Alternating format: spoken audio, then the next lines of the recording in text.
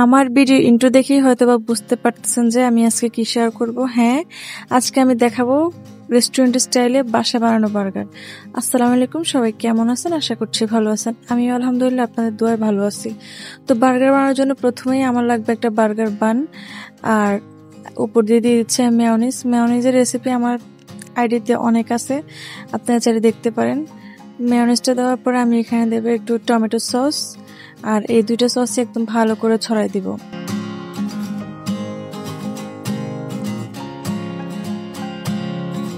এই তো এরপর আমি দিয়ে দিব আস্তে আস্তে সবগুলো ইনগ্রেডিয়েন্টস। এখানে আমি খুব বেশি কিছু দিব না, পেঁয়াজ দিব, সরষা দিব, আপনারা চাইলে টমেটো দিতে পারেন, আমি টমেটো স্কিপ করছি।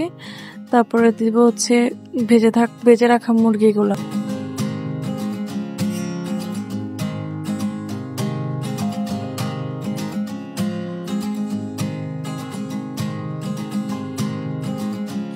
এরপর আমি এখানে ইউজ করতেছি গুড লাইফের চিজটা।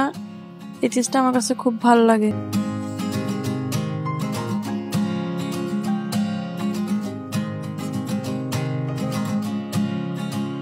এই তো রেডি হয়ে গেছে আমার একদম পারফেক্ট একটা বার্গার।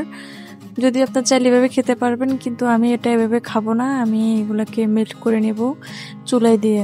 আমি 4টা বানাইছি, যেহেতু আমরা মানুষ 4 জন। তো এখানে আমার চিজটা মেল্ট করার জন্য প্রথমেই আমি একটা ফ্রাই প্যান নিয়েছিলাম। ফ্রাই প্যানে কিছু পরিমাণে, একদমই সামান্য পরিমাণে তেল দেব।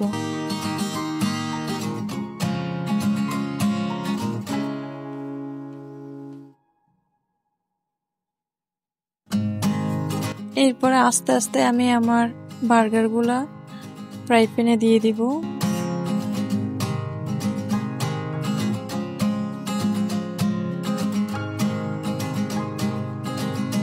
নর্মালি এই বার্গারগুলো রেস্টুরেন্টে 150 থেকে 160 টাকা সেল করা হয়।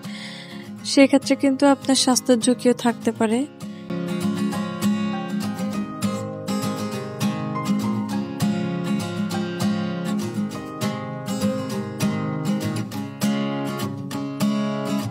এই যে আমার বার্গারগুলো হয়ে গেছে, চিজটা একদম মেল্ট হয়ে গেছে।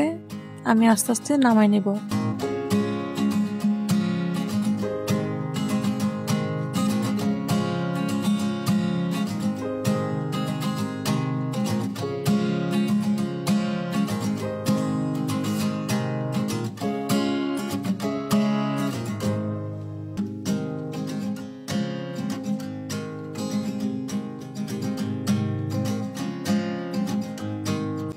দেখেন মাশাআল্লাহ কি সুন্দর পারফেক্ট একটা বার্গার হয়েছে, খেতেও মাশাআল্লাহ খুব ভালো হয়েছে।